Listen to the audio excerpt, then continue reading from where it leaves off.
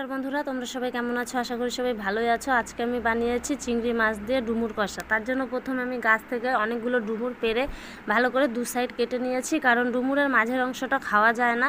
তারপরে আমি সারা রাত ডুমুরটাকে ভিজিয়ে রেখেছি, তাহলে কালো কষটা বেরিয়ে যাবে। তারপরে আমি আলুগুলো গোট গোট করে কেটে নিয়েছি।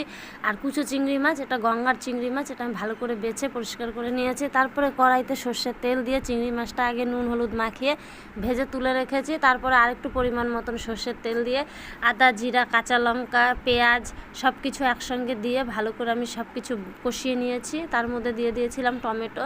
তারপরে যখন মশলাটা কষা হয়ে গেছে দিয়ে দিয়েছি আলুগুলো দিয়ে নাড়াচাড়া করার পরে দিয়ে দিয়েছি কাটা ডুমুরগুলো।